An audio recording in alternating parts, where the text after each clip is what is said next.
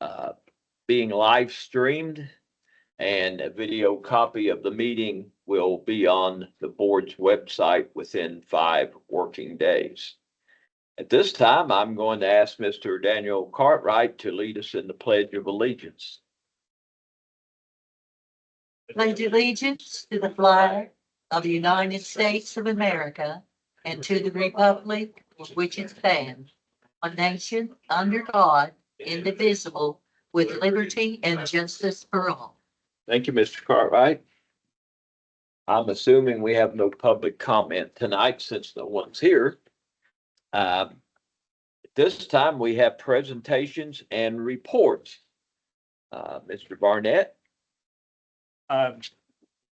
Early on in the year, you talked about Lincoln County High School being a Pace Setter Award winner at Southern Regional Education Board. And tonight we have with us Faculty Senate Representative Bill McLeod and Kayla Atkins to present a little bit of what they've been able to accomplish through this membership this year. So we'll turn the floor over to Kayla and Bill. Thank you, Will. Okay, so thank you guys for having us. And I just want to say, like, a lot of this is going to seem like I'm talking about our leadership, but what happened over the course of the last 3 to 4 years is that our whole school has developed leadership. And this is something that we've accomplished together. And, it's been a great relationship that we've seen great results. And I'll be able to show you a little bit of that tonight. And it's just an honor to represent our staff. Receiving this award. I had the opportunity to attend the conference, accept the award with Miss Hatfield and Polly Smith. And we also hosted 2 sessions. And we went in most of the sessions. When you go, it's kind of a room about like this. And that's kind of what we anticipated, because they don't tell you where you're going to be at. And we get there, and our first session was in a room that probably could house about 500 people, and it was about halfway full.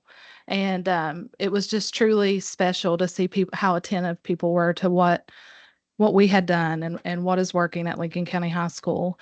And, afterwards, people coming up and asking questions of what we did. And so that's truly something special that we were able to share what's working in little old Lincoln County, West Virginia. And so it's an honor to get to represent us tonight and that we won this amazing award. Was that last summer? It was in July. Yes. So a little bit about the Gene Bottoms Pace Setter Award. So that is given to 4 high schools out of 16 states. So the SREB works with 16 states. So that's a huge honor. That's a lot of schools that they work with.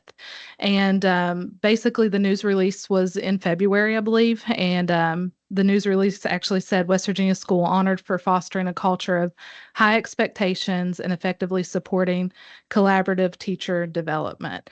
And that's really been the key here, has been how we have developed our staff, because as you guys know, we've lost a lot of staff since COVID for multiple reasons. And so being able to support those new teachers and to help develop teachers that we have is really been a big key to our success. So how we won the award is through accountability, and that's what we talked about. And that happened through administrative leadership and then teacher leadership as well. And so there's kind of 2 parts to this presentation, and I'll kind of cover both of those. And then we'll talk about the next steps with our new leadership and then continued work with SREB.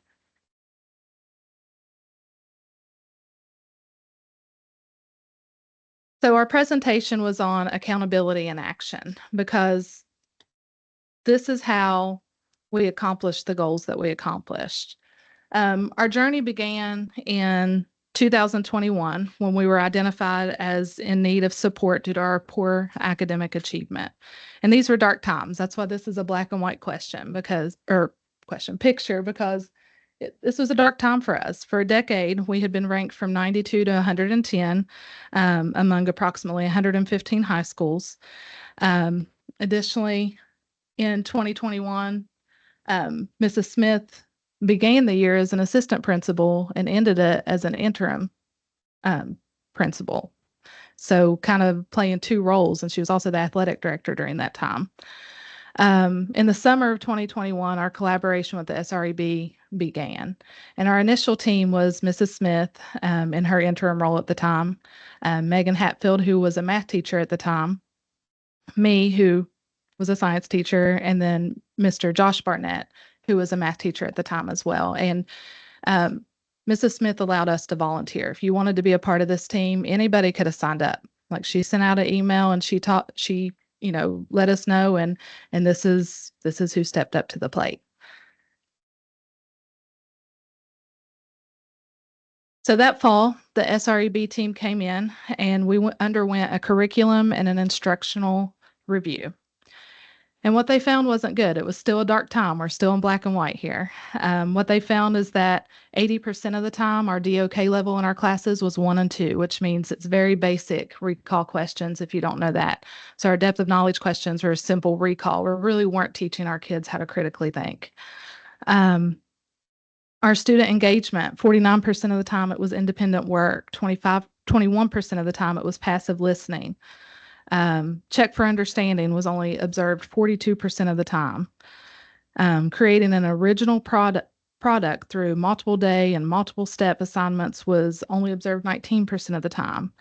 And then our aligned to grade level standards, learning objectives, 42% aligned only 42% aligned, 24% partially aligned, and 30% not evident at all. But Kayla, did they ever question you all about the level of learning that those kids were able to work on? Because sometimes you teach at the level they can do rather than jerk them up and they don't know anything at all about it. Well, and that's the big misconception of depth of knowledge, is that depth of knowledge can happen in a kindergarten classroom. And that's something we've battled, is with our staff thinking, oh, I have special ed students. I'm in a resource room and my kids can't do that, but they can do that. But did you all have training on that We afterwards? did. Okay. Yes, with, yes. With them. Yes. All of our PD days, Mhm. a lot of times, They did them. yes, Daniel Rock came in, or we had trainings via Zoom or Teams, several So you opportunities.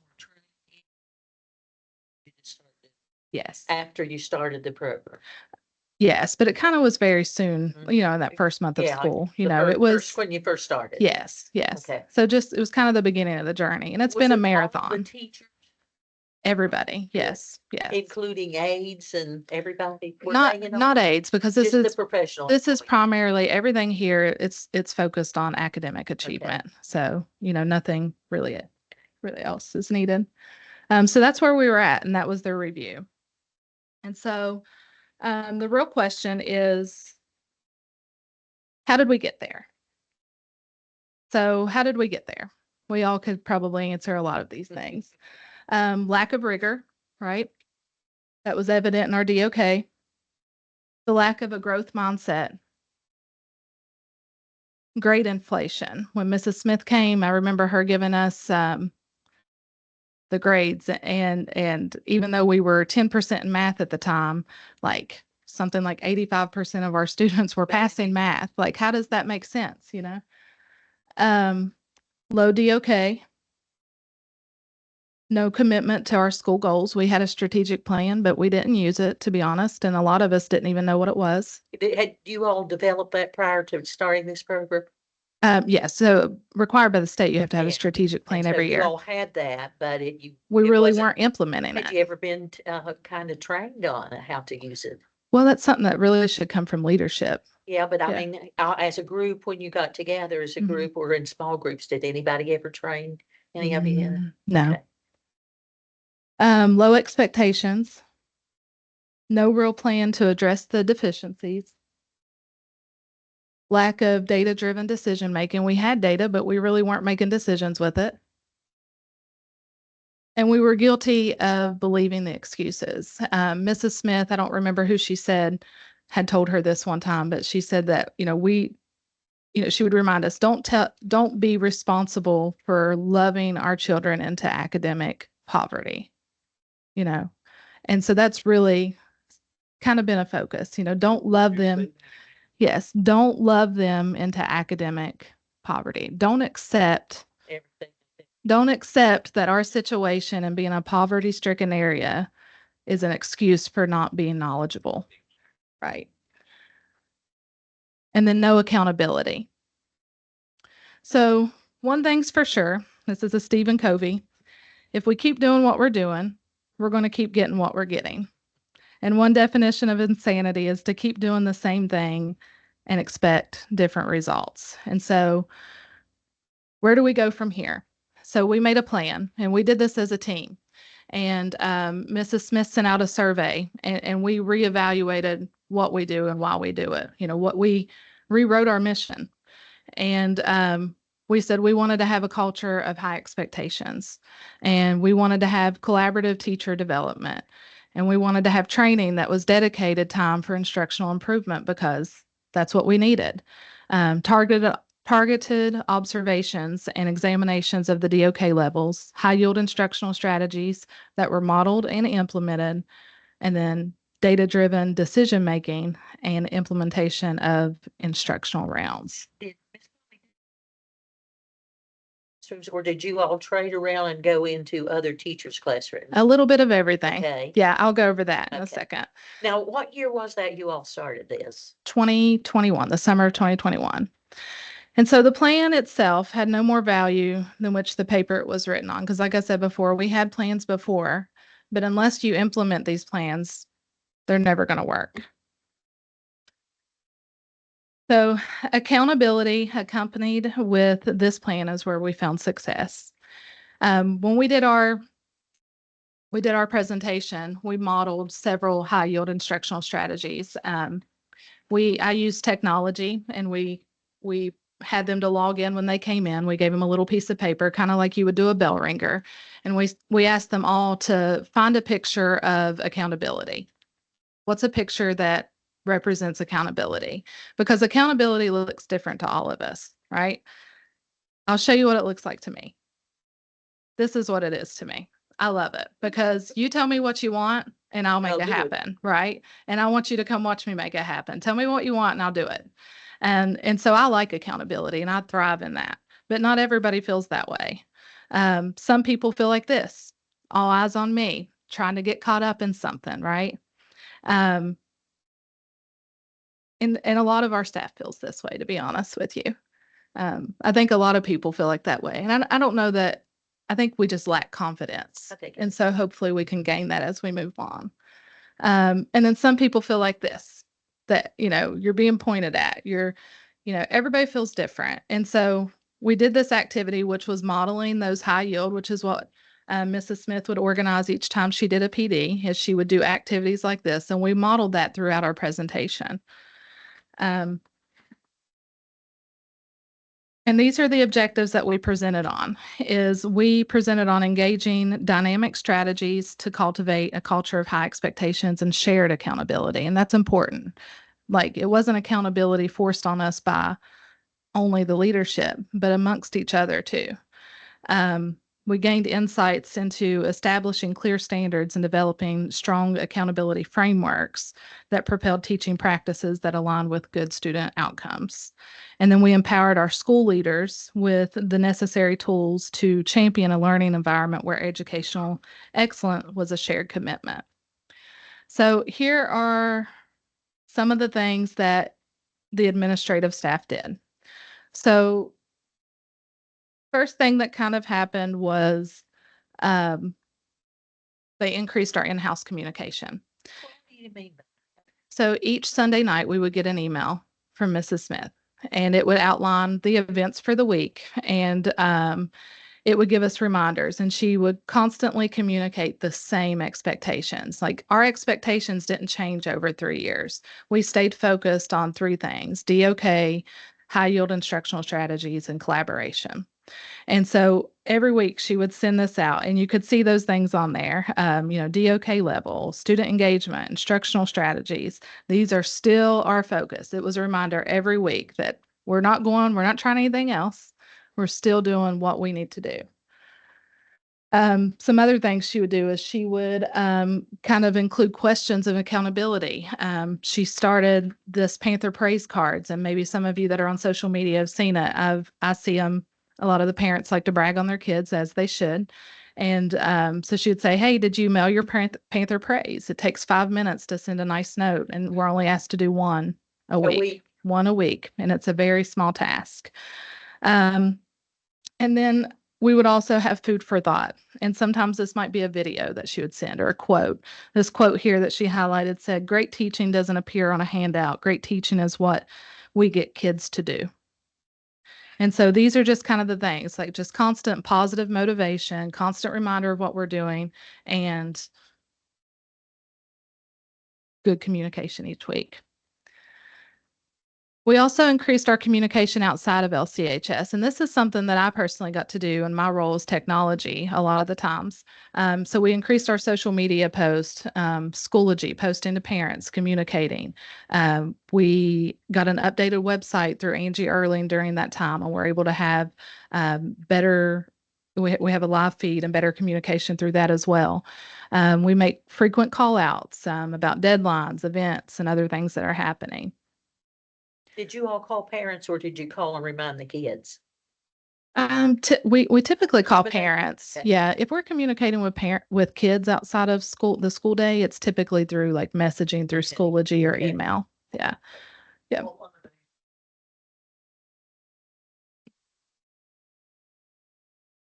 Yeah. Oh, Yeah. and talk directly to the appeal and talk and tell them, you know what, they, yeah, Talk to the parents. Yeah. well, that's good.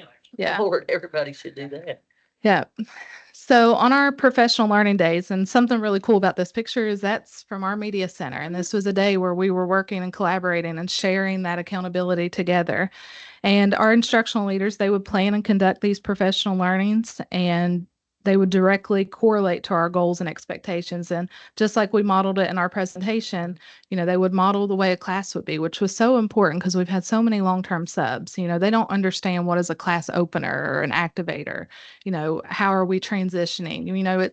It does us no good to come into a class and do the same thing for 45 minutes. Kids don't learn that long. Yeah. They're not going to sit there, even high schoolers. And then having a closing piece. And so, they would model these days, these professional learning days that are built into the schedule in that same way. And this is where we would learn about increasing our DOK levels. And yeah, go ahead. Depth of knowledge. I'm sorry. Depth of knowledge. Okay. Yeah. Thank you. And so one of the activators that she did is that she had us to read this, and then what's highlighted in blue there, it says, "What would happen if teachers regularly engaged in reflective teaching on their professional practices? How is reflection linked to accountability?" And this was a great model of depth of knowledge, because what she could have said is, "Read this and tell me what it said," which is a very low level. Just repeat what you see on paper, write it down, write down what you see. But instead it makes you think, like, what if I reflect regularly? How is that going to keep me accountable? Now, Kayla, how often did she come up and work with just you teachers? Did she do that before school started or throughout the first semester?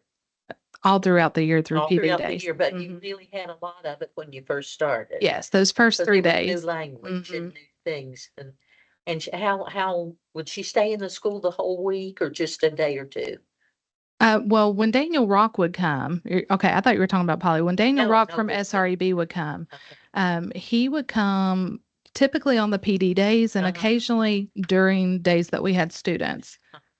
And he would stay after. So we would meet with him on our plannings. He Now, would the usually whole faculty. the whole faculty. Okay. He would usually observe one day when he would come in for 2 days. And then typically on day 2, we would kind of debrief on our plannings, and we would talk about what he saw, where we can, we would celebrate the good things, the improvement, and then we would talk about, hey, here's where you can still support. It was just one-on-one and then you It's- felt He was you know, amazing. Yeah. really good to talk to him about. Yes. That's great. Yes. Another thing too is they provided examples of instructional strategies with lesson sequencing. Like I said, we've had lots of turnover, new teachers, and so it was really important that we model that in PDs, and that we gave resources. So they supported us by giving us, I'm just going to click through these next few, but like they gave us 10 opening strategies and 10 work period strategies of things that we could do. And we modeled some of those things during our training. And this one here, we did a little gallery walk activity, which is a great collaboration activity to do in your classroom. I do it all the time.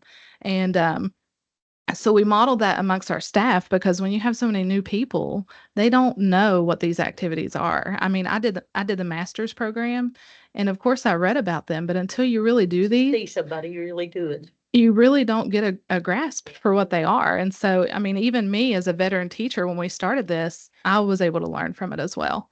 Do you all still do that? Yes, Good. yes, we do. This activity, I can remember that Dawn and Frank came over one day. We were doing PD, and this was a card sort, and it was super fun because, you know, even though I think we just did this one last year, actually, and it was a card sort, and we've been focusing on this DOK every year, and there's the different levels of it. And so they had these cut up for us, and we had to arrange them in the columns that we thought they went to. So there was a lot of teachers saying, no, I think it's DOK 3 or this is a DOK 4. And then when we were done, we got to check and see if we got them right or not.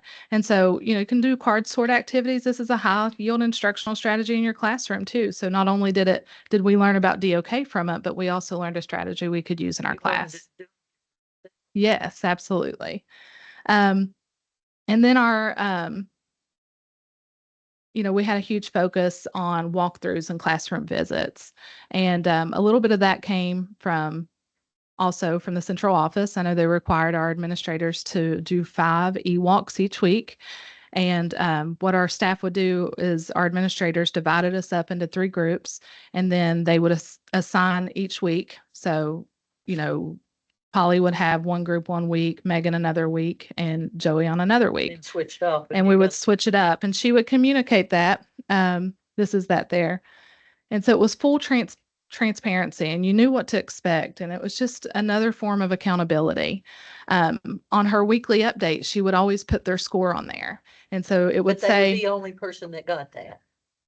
That got their own score. well, what this is, it just shows Okay. how many rooms they went to, Oh, basically. okay, but they So- didn't, I mean, like if they ever gave you all No, it would just came to that you. comes through the e-walk system that Okay. they use. And it actually, when they walk out and they submit what they saw, it comes straight to your Straight email. to you. Yes. And then typically they would have a conversation next time they see you as well about it. And so this was really just another form of accountability that was great.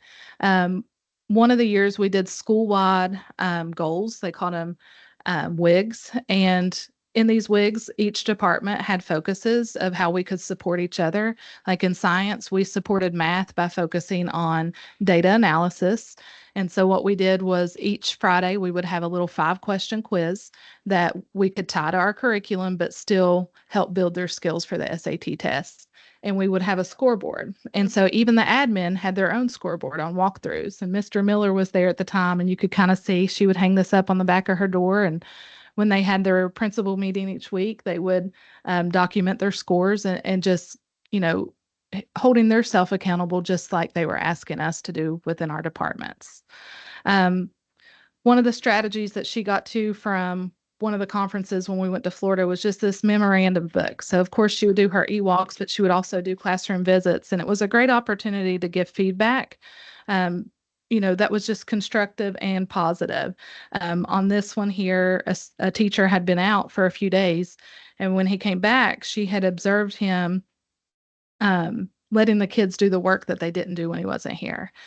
So while we hold ourselves accountable, he wasn't doing a very good job of holding his students accountable. But very nicely, she gave the feedback of saying, talk with the students about being accountable when you're gone. Set that expectation for them. And on another slide here, you know, she might ask questions.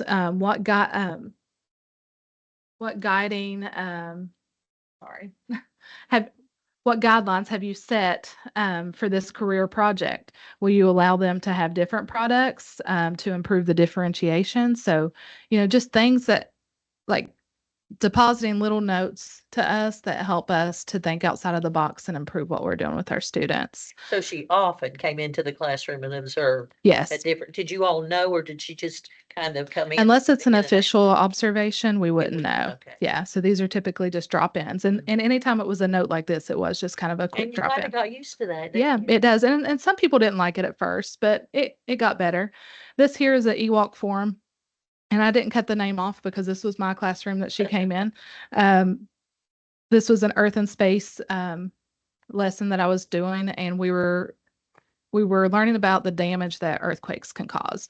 And so we were doing a little project, and students were having conversations about the best way to build a tower out of marshmallows and spaghetti sticks.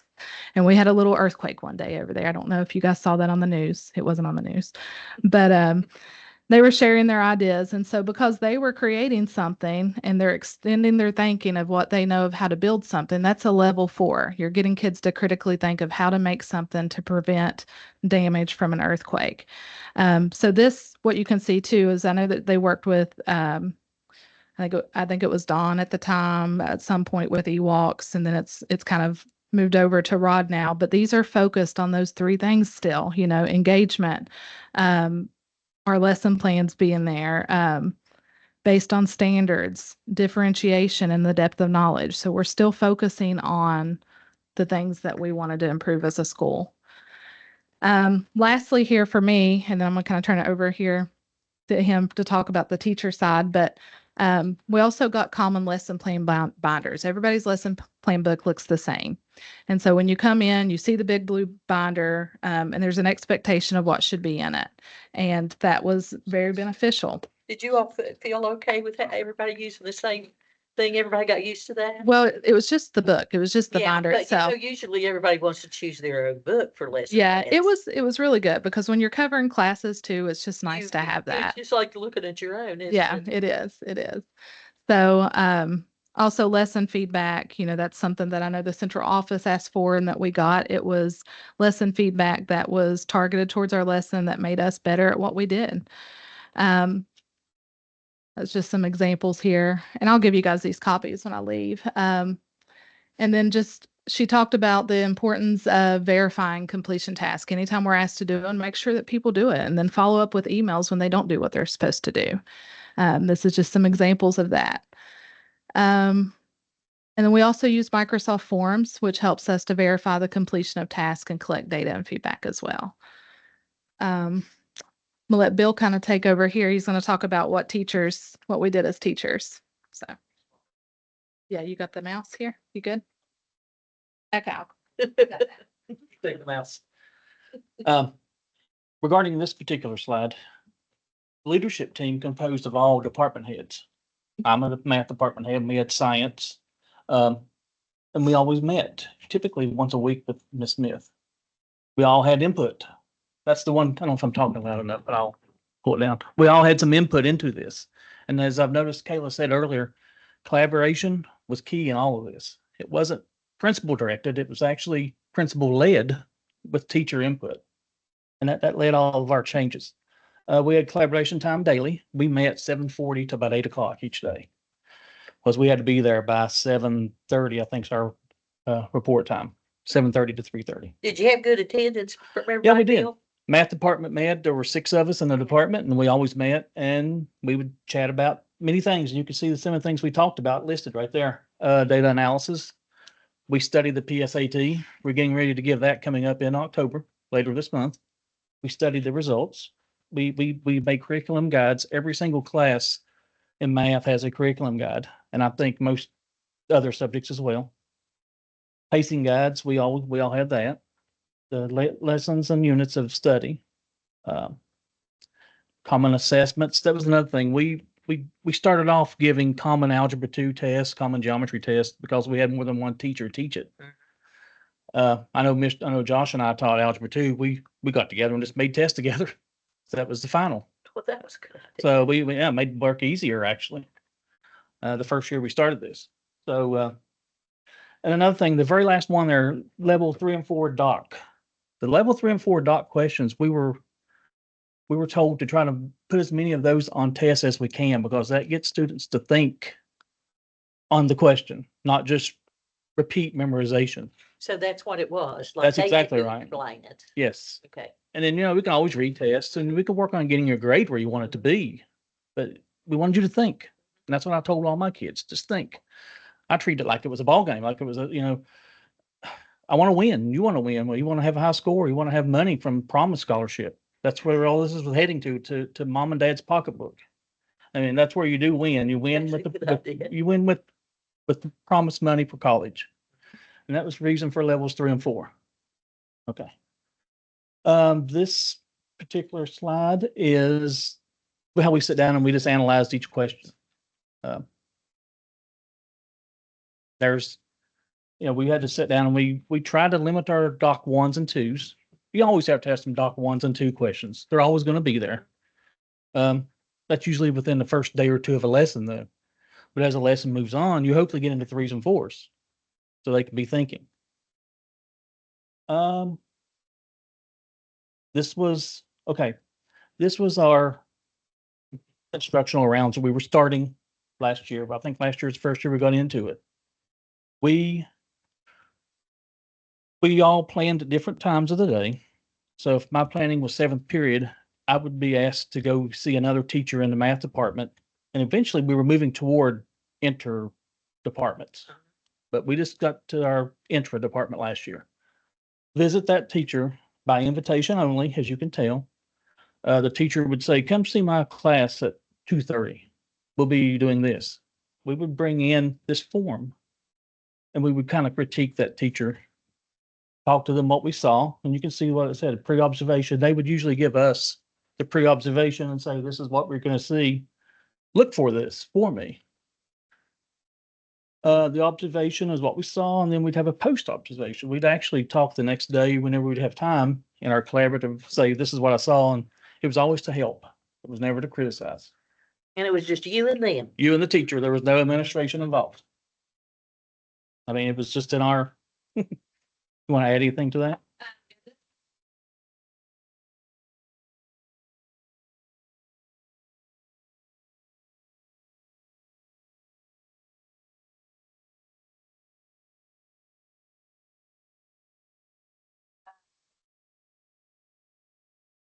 About the lesson. My student focused question was, how are students interacting with resources, tools, and technology to deepen their learning? We were learning about different types of weathering, and we actually took a walk around the school of pictures. The kids took pictures with their iPads, and they matched those to the vocabulary. We don't have all the types of weathering around here, like tributaries or whatever, but there's so much around us that we can observe in our real life. So that was a really cool activity for her to witness and how she could maybe implement it in ELA. No, last year, one of our long-term subs invited me into her room. And I forgot who my second one was. We tried to do 2. We were asked to do 2 of these walkthroughs. That was it. And each of us there's 6 of us in the math department. We just moved around and helped each other. Was that everybody in the math department? Everybody did it? Yeah, we all did it. Oh, good. The whole school did it actually, So but we you stayed just- departmental. Last But year. did everybody feel good about doing that, though? They didn't fuss? Mm-mm. I just wondered about that. And everybody stood firm on that. Well, they learned. But you saw different strategies. I Yes. could see things Caleb would do that I Well, could you know, do. when you're in that classroom Yeah. by yourself, you don't get to see anybody. I've been doing this for 32 years now, so it's, hopefully I can offer something to somebody. Right. And here are some results. I'm going to speak regarding, there's no numbers, but what do you notice about each graph? See, they went up about I much. see a positive trend in terms of slope, being the math teacher that I am. I see slope except one line or one little segment there. And that was this past year in math. Going from, I think it was 17 down to 14% proficient. That's a 3% drop, but the state That's dropped also 3% in overall proficiency as well. So we simply matched. There were many other schools on this website, and it's public knowledge. You can go look. Many other schools dropped more than 3% in math. I mean, so we held our own with the state average, but I notice on every single year, the slope is going up. It's Yeah. positive. There is no decline. And we had some challenging things last year in math. Mr. Barnett and Mr. Davis both know that. And we worked hard. We all worked together and we held our own as best we could. But we did tremendous growth that first year from, I think, 10 to 17%. Then we held our own the next year. I'll let you. Yeah.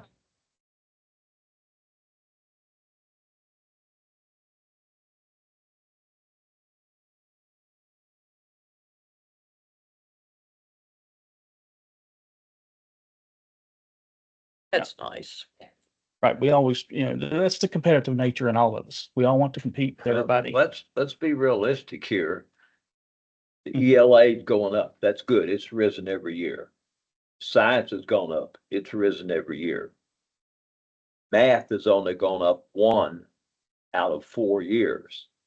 But it stayed stabilized. steady. Well, for a while. it's stable. Mhm. Look where it's steady at. It's steady at about 17-18%. Well, Now- but that's what it got to. Just go ahead. These are the same students that's doing this, okay? Now,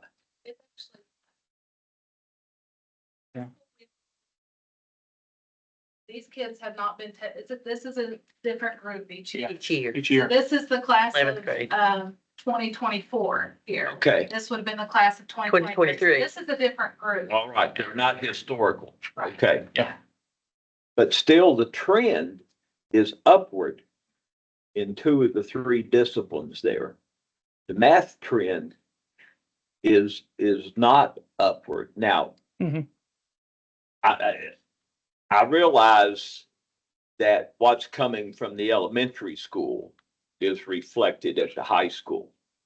You really aren't going to get a lot of basic skills improvement at the high school level. You may get students who are already successful going higher.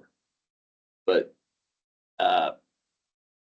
as elementary or junior high, whatever, PK, whatever we call that now, as those students improve, Mhm. eventually your scores are going to improve. But what I find amazing, and I wish you all would analyze this because I don't have the data and don't know how to analyze this.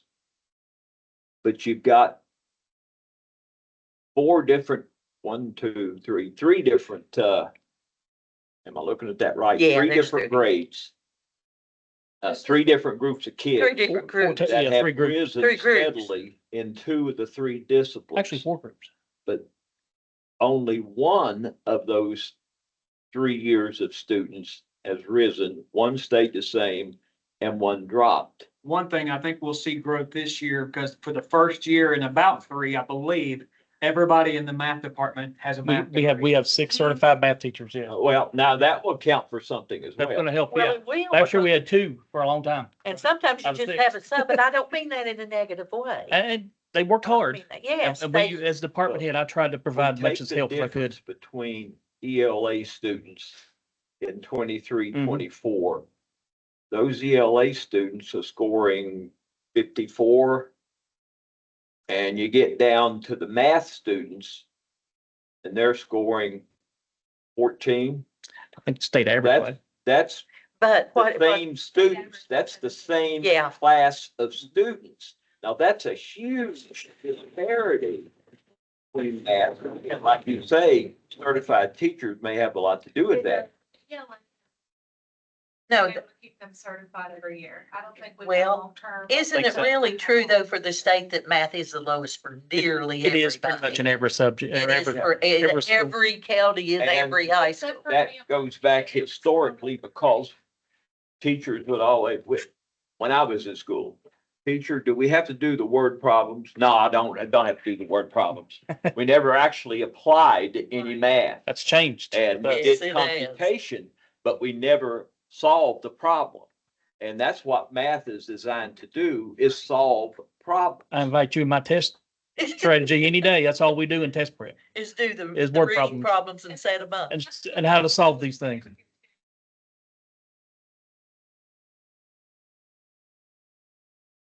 Is that the COVID year?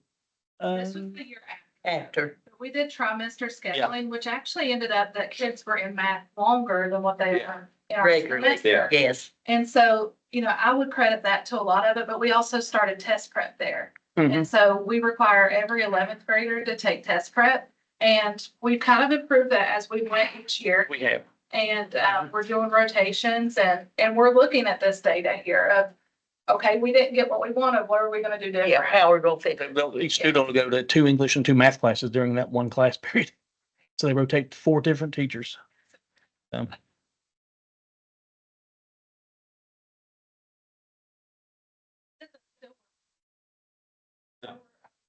No, Average we are, but, being 55% on anything isn't good still. It's not great. Right. Well, I congratulate ELA in the science, not so much Bill on the math, but I mean, we're getting there. but But you got to focus on that. I want to say one thing about those 23, 24 numbers. That entitled us to attain, what is our number in ranking of 32? Kayla mentioned at the very beginning of the presentation, a 92 to 110 range. We have already cut that down to 32nd ranked school in the state. So down from 92 to 32 is a huge, tremendous growth. And it's because of these numbers. I mean, there's other things taken into effect with that ranking, but it's mainly these numbers. And yeah, Mr. Bell, you're totally right on the math. I didn't like seeing a drop either, but it was, we're going to be better this year because we have full certified math teachers, 2 long-term subs who are retired math teachers who know their stuff. 2 to 6. Yes, last year we started off, when That's Josh pretty left us, we had 3 starting off, then Josh Barnett became Duval's principal. We went down to 2. What math classes do you have, Bill? We have trigonometry starting at the highest, going down algebra 2, geometry, transition math, algebra 1. And I think that's it. Do you all, That's all. look at the elementary, or excuse me, the middle school? And do you do math ranking into classes by looking at the scores and their from tests when they're in elementary, when they get to We- the first math We class? did for honors, Okay. but I think now we've backed away from that a little bit. I think if a student wants to get in honors and they want to work hard at it, They, we let them in. right, We let them, right. right. They have to be And, able to, and they understand that, Kayla, when you all talk to them Yes. individually, they know that they're gonna have to keep up with what and I would imagine that encourages them to do that. Have- That's the- It does, because a lot of, Yeah. just to be very transparent, if your kid's in honors classes, they're typically around better kids. They typically are proud of themselves, I hate to think. Say it that way, but I'm just being fully transparent. And so if you're a parent and your kids come to Lincoln County High School, you want them to be in those classes. best they can be. Typically, the kids that are performing academically, they have high expectations at home too. So they have good home lives, which means that they also have good values. And so, it's a full package deal there. And so kids want to stay with their friends. And, I wish that that wasn't the case, I but so do many of our too. kids don't have the support and they don't have expectations No. at home. They don't have a real chance at home, and that really sets a lot of things negatively. and I have algebra 2 and geometry honors. So, and they do have the chance to take it right now. Let me interrupt you Yeah. one more time, and I know We're we're gonna Okay. off the program, but your transition math, That's right. That's what we would call basic math. Second class. It's actually, in terms of the state standards, it's algebra and geometry review for all seniors that are going Do out. we have to the world. any It's not the basic first class. math, Paul? We don't.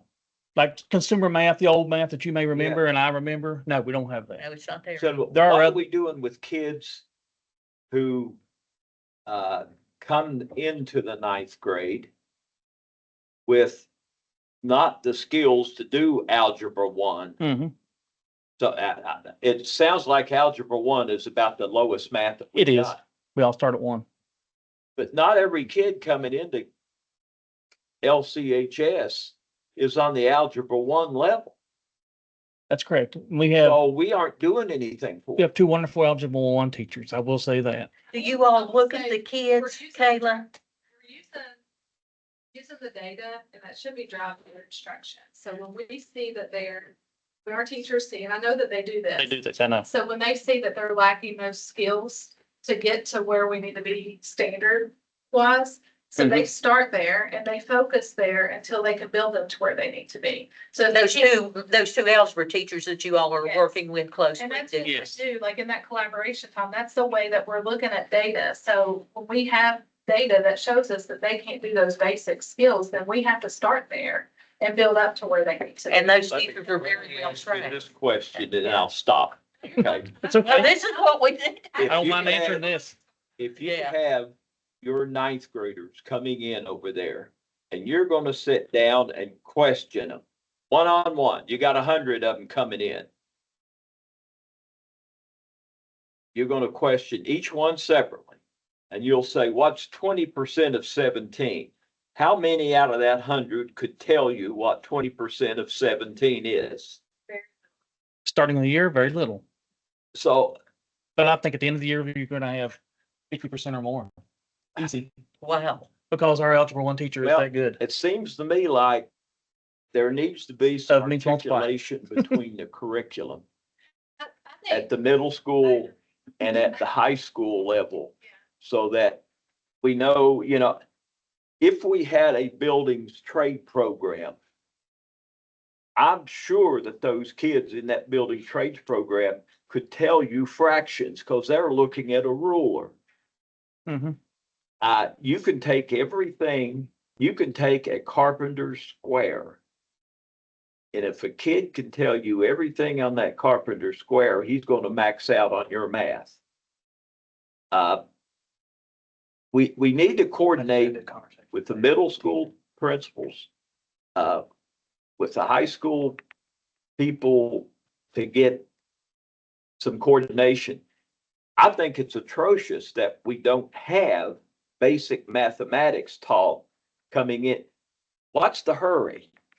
There's either one or three trig questions on the ACT Yeah. test, used to be, no more than You're that. right. There's not very many. Trig is necessary for kids going to go to college or be an engineer or whatever. It isn't necessary for all the other students in that school. What's the hurry in getting them there? Let's start out with a basic mathematics class in the ninth grade. Go into algebra 1 in the 10th and then geometry and whatever.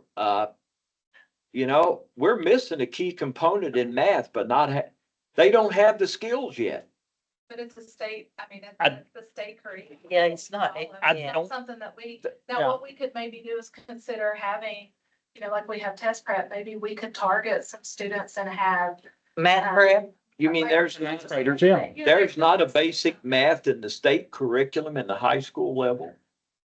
Not really. I don't know the administrative aspect of it, but I'm pretty certain that Algebra 1 is a low. I can't imagine that there isn't. There It used is, to be Applied Math 1, but it's gone. but it's gone. Yes, it Mr. is. Davis, that's your assignment. Should you accept it? We're I taught gonna it do for several Mission years. Impossible here.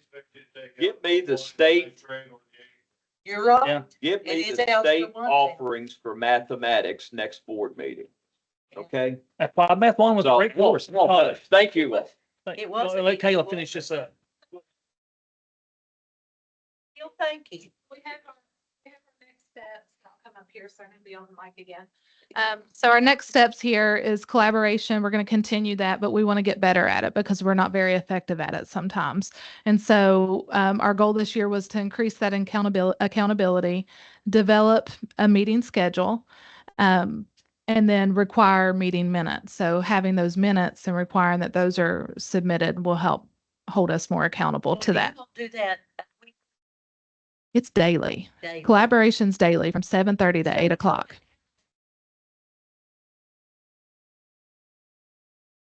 It's built in It every is built morning. in. Mhm. Yeah. And it's not our planning. Our planning's separate from this. Yes.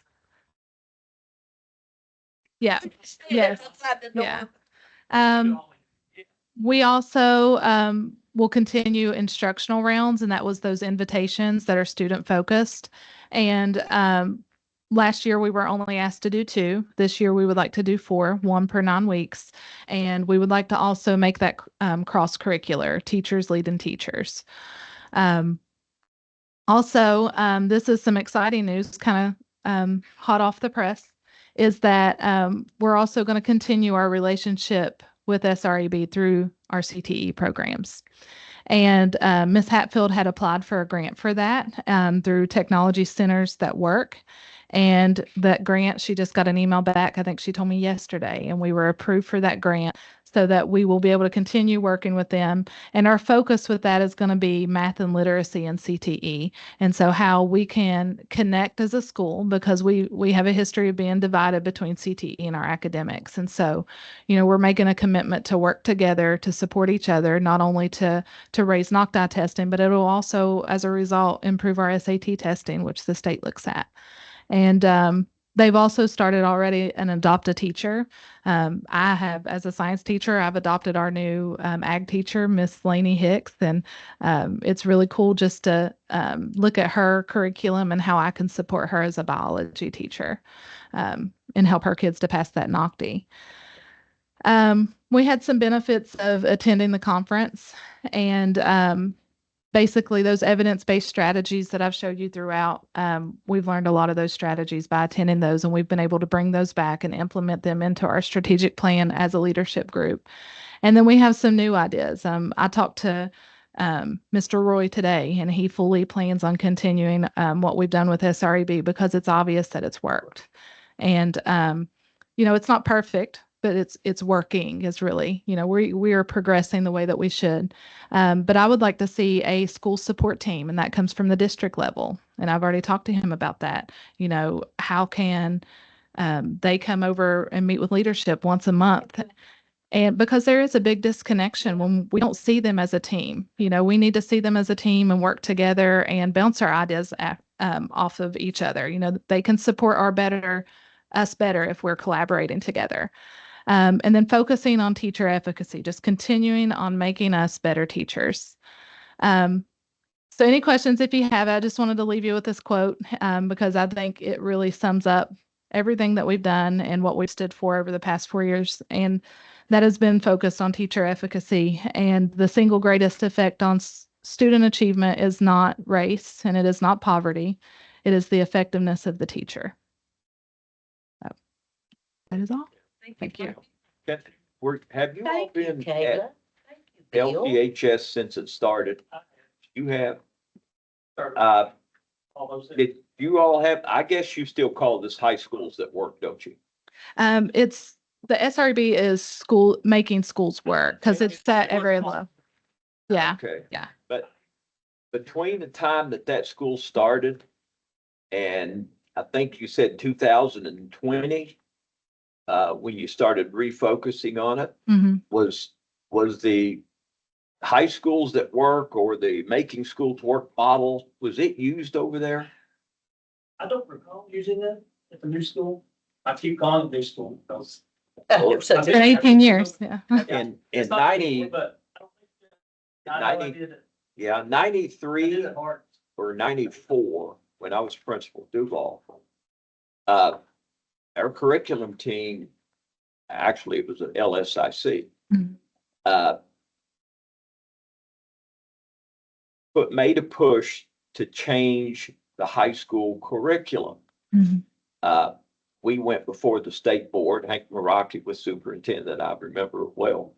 Went before the state board and asked them to let Duval be a role model to change the high school curriculum. We didn't think every student in the senior year needed to take Macbeth. Some might need to learn how to drive a nail. So, of course, we got shot down on that. But the following week, Superintendent Meraki sent, I can't remember his name, wonderful fellow who was assistant superintendent of school. He sent him down to Duval. And we got involved in high schools that work Mhm. with Gene Bottoms and the Southern Regional Education Board. And we modeled that program. By 2000, probably about half the schools, high schools in the state were using the program. Mhm. In 2000, I believe that was the year, Duval won an award for being the highest, having the best high schools to work program in the state. I know Hearts had the program. I don't know if you all had it No, in we Hamlet. didn't have I it. don't remember that I there. don't No, know we about didn't. Guy Valley, but it was going great guns and I never thought it ever went far enough, Mhm. but it was an effective program. And then Mhm. we start the new high school and we don't do it. Mhm. I don't recall doing that. That, It just. You know, it comes down to didn't come up, funding did it? too, you know, everything, it's, everything costs something, you know, Yeah, it and, does. It Right. is different people in Mhm. different Barnett, places, yeah. that you give us the support. I know you will. I mean, Mhm. we've talked about this, Yeah. but the new principal over there really needs to focus on this and we need to get more Wish you would've come teachers tonight. trained. yes. When we approved you all to go to that meeting this Mhm. year, I asked the question was, hey, we approved them last year to go. Should we Mhm. be sending other people to go to it? And we should. We Mhm. should be sending as many people on the staff as we can afford to send. Yeah. And so to be honest, you know, it was kind of disappointing when we won the award, because the other schools there, and this is nothing against you guys, so don't twist it around or think it is, but, um, you know, they had whole districts there. I mean, they had tons of people there, like whole schools that won. And we were like, we're the three that's here, you know? So, but you know, it comes down to money and funding and How long we've and been doing it it. is, How well it we is. fix it. But it is a team that we need to grow. Yes. Even though it's been a collaborative effort as a school and as a staff and an accomplishment as a staff, it's still something that I think if more people would get out of their comfort zone and do that, they would grow even as a leader, you know, just like I have over the last 3 years of doing that. But you got, Yes. and sometimes Certainly, they thank do you all for things. coming. I That can was talk about wonderful. this stuff all Yeah. night. Oh, I could too. I Thank could you too. all so much, Kate. I appreciate you all giving your time Yeah. tonight to come out and present this to us and I'm sure every member on this board appreciates your all's Oh, effort, yes.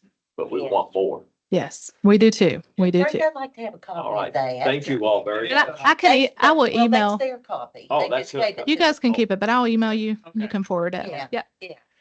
She gave it to Okay. us to, and I'd like to have a copy of it. All right, Maybe all thank of you. us need one. Thank you. Thank you all. It was Appreciate it. wonderful, wonderful. All right, we'll move on with the rest of the board meeting here. Item 4 on the agenda is approve the minutes of the September 17th I'll make a meeting. motion to approve. Wilson makes the motion, Burns seconds. All in favor of approving the minutes, say aye. Aye. Any opposed? And we come to the administrative section. Any discussion? Make a motion that we approve the administrative items. Wilson makes the motion to approve. Do I have a second? Cartwright makes a second. All in favor, say aye. Aye. Any opposed?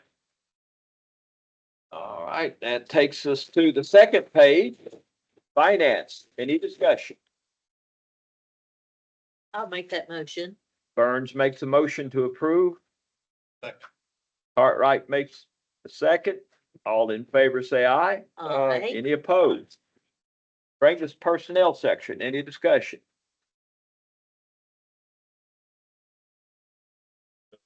Cartwright makes a motion to approve personnel. Second.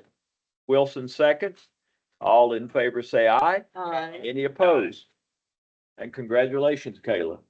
And, Congratulations. brings us to student discipline matters, which will require an executive session. I make a motion that we go into executive session. All right, Wilson makes the motion. Second. I'll second. We'll put Mosteller second. Let him have one. The time is 7:59. All in favor of going into executive session, discuss student Whatever. discipline, say aye. Aye. Any opposed? And it's 5-0. We will reconvene into executive session.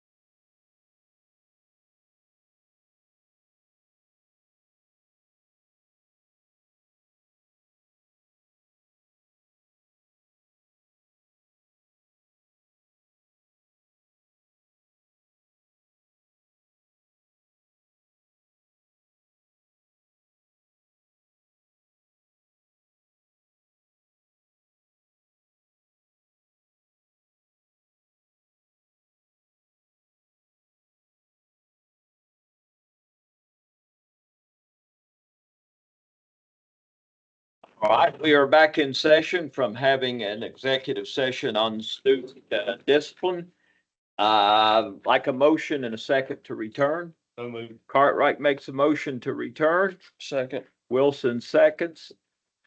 Time is 8:23. All in favor, say aye. Aye. Any opposed? And during the executive session, no votes were taken and no decisions were made. At this time, we will be taking a vote on the student discipline in accordance with West Virginia Code 18A-5-1A and 61-2-7-2 and West Virginia Department of Education Policy 4373. Students A and B shall be expelled from Lincoln County Schools. Do I have a motion? I make a motion. Cartwright makes the motion. Second. Wilson seconds. All in favor, say aye. Aye. Any opposed? And it brings us to comments and concerns. We have listed on here, we were going to be discussing the policy on physical altercations, I guess. Yeah. So if you don't care, I'll start that. Just simply because I had asked for them to present us with the county policy and any information really regarding Fighting. fighting, self-defense, that kind of thing. And the reason for that was because I hear a lot that kids can't defend themselves. I hear that a ton. And I'm like, well, how in the world can a kid defend themselves? So, I mean, that even comes from faculty Yeah. members. I think that Jeremy. I think after I have reviewed what had been given last week, I see that there's a state code which doesn't necessarily reflect any verbiage around someone that is defending themselves. So there's not actually a state code for self-defense per se. There's not one at a county level, and our schools are setting their Own. yes, and I'm fine with that. After I've reviewed it, I'm okay with schools and principals being able to set their own standard for Are their they all school. the same, Jeremy, or are they different? The schools have different policies about fighting. It was in that paper from last week, but they're different. To answer your Yeah, question, I they're thought- different. yes, They're that's what I different. thought. Yeah, each school has their own. I'm not saying that some might not mimic or reflect others, but But I was thinking when I was thinking about that, I thought, as a school system, we probably do need to have one policy for the school system, and they all need to know it. so I just wanted to start the discussion on it and then we can open it up for discussion. As far as I'm concerned, after what I received last week and I reviewed, there is no county policy stating that a kid cannot defend themselves. So, And must be suspended. It's not, nothing's there. yeah, that's not in policy. It's very much, left up to the principal of the school. It doesn't say that, but that's what it's meaning. It's a may, not a shall thing. Both Yeah, may. but you know what? Let's say I'm the principal at West Hamlet, and I have two boys that just fight, and one really gets hurt, and the parents are really upset. And then you're the principal over here, and they, get to fighting out here, and you put both of them out. Now, what are those parents gonna hear from this board? Because two got put out, but one didn't have anything done. Well, and so to the point that I'm getting to is now that I know that there isn't a policy We need one. stating that there is not anything that can be done for a kid that's defending themselves. Right. Now that I know that there isn't one, and that I do know that it's at the school level, I personally am okay with leaving it at the school, making sure that Everybody has. superintendent discusses with the schools about self-defense. And that they have a policy, Jeremy? And leave it at I'm okay with leaving Yes. it at the school Yeah. level and not creating a county policy is what I'm trying to get at. But let him know, what the circumstances have been, and always talk it over with her superintendent Yeah. and the Well, assistant. my concern with this, I've stated this, is to make sure that we're looking at these or not us, but the school administrators are looking at these at a case by case basis. Yes, And you can, I use the bubble gum example.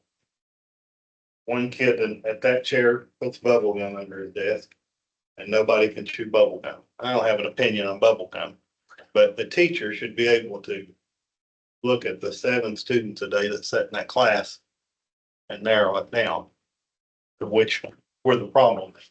It's not a difficult, you don't have to be a world-class investigator to know where the bubble gum's coming from. In a day where we have cameras all over the place, Mr. Barnett told me you overturned one last year.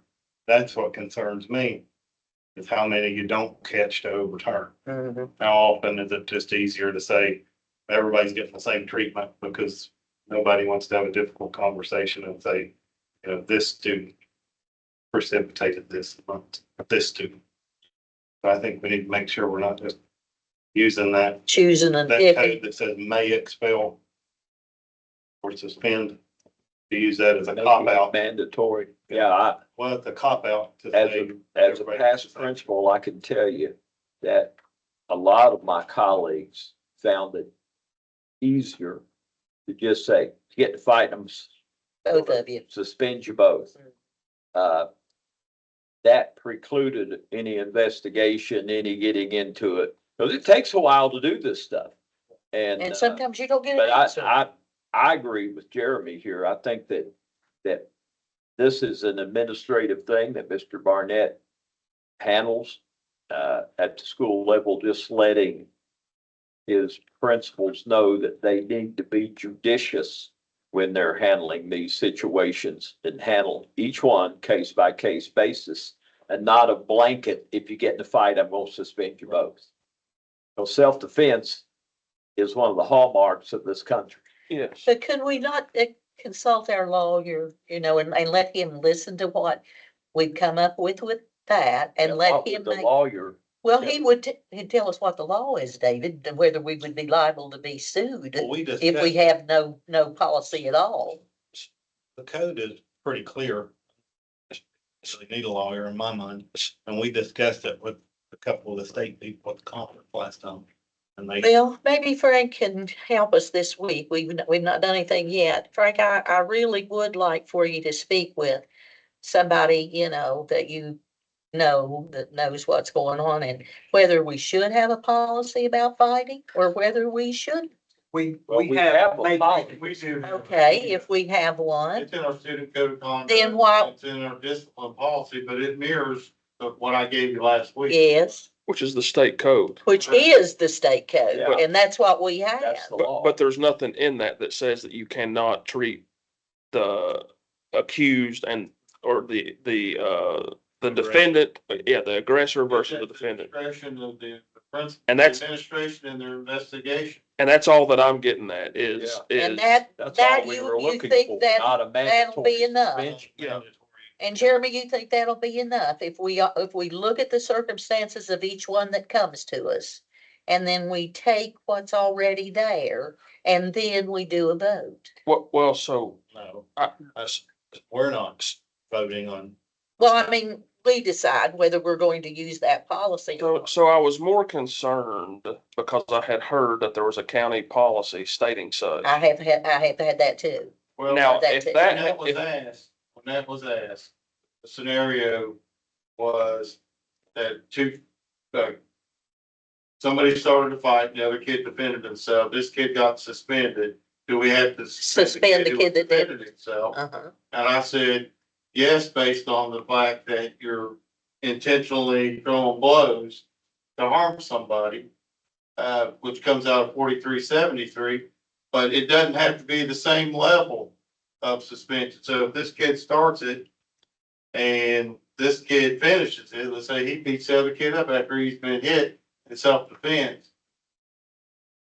State code says that if you throw a blow with intent to harm, that's a physical fight. And so if you're suspending this kid for a physical fight, then that's what I'm saying that the other one should probably be suspended too. So you're saying But what if he state didn't code throw? says that both, It defines what a physical fight is. It doesn't And then say the what you have to matrices do. It define defines what it. discipline is for. Oh, it defines the offense. Yes, it doesn't address self. Well, It comes, I'd like to read that before I make Yeah, any. probably not, because Is it in here? No, it's practically right. almost Give it every Friday. fight, somebody could claim self-defense.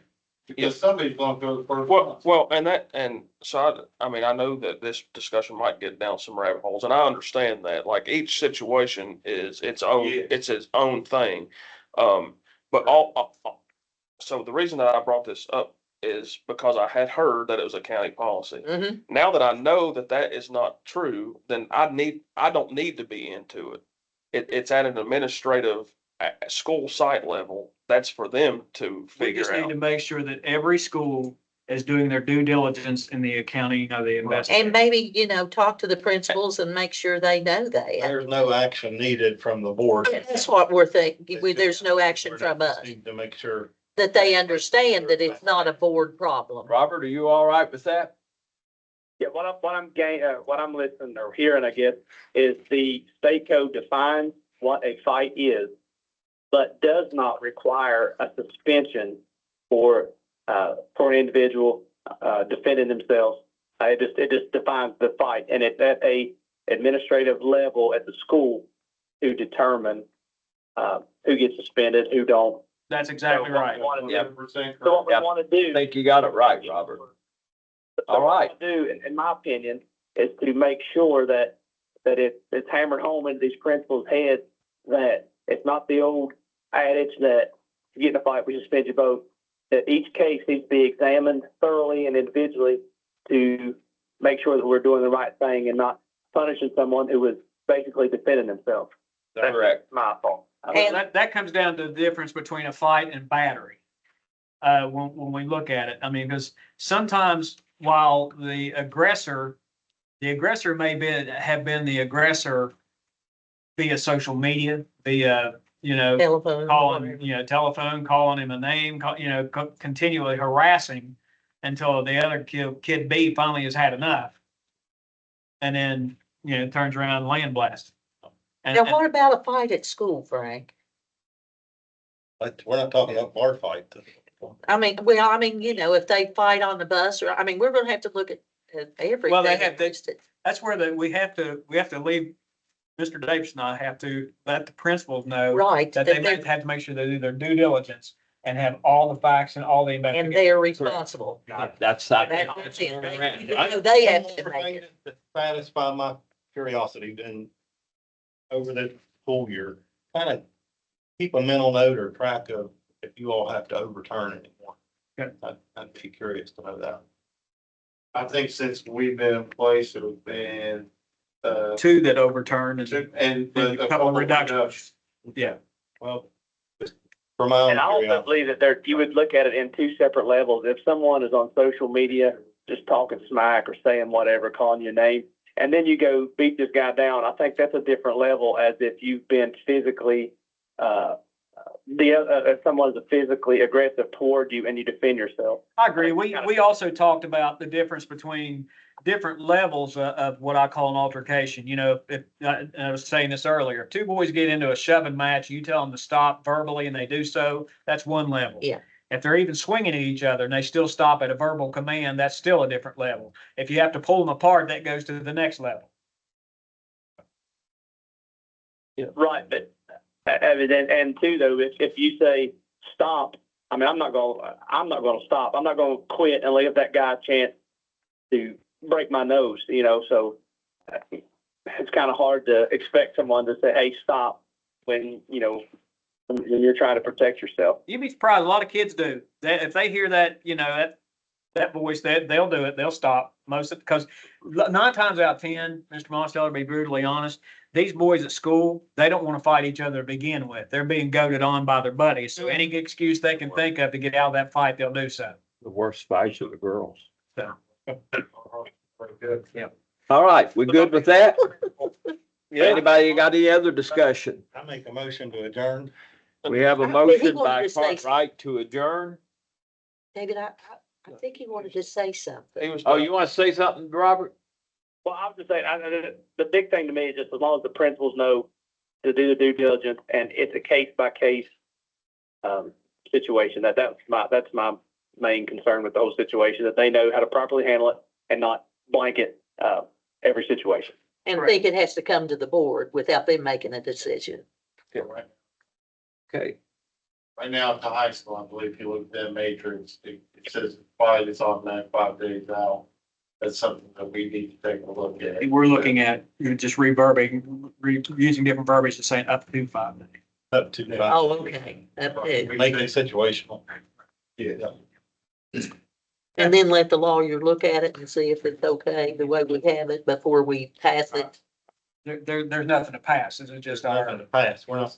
we're not Okay. enacting a Yeah, we're just policy or changing discussing it. code. Okay. But I second that we all adjourn. right, Cartwright has made the motion to adjourn. Wilson has seconded. Time is 8:39. All in favor of adjourning this meeting, say aye. Aye. And this meeting is adjourned until October 15th. thank you.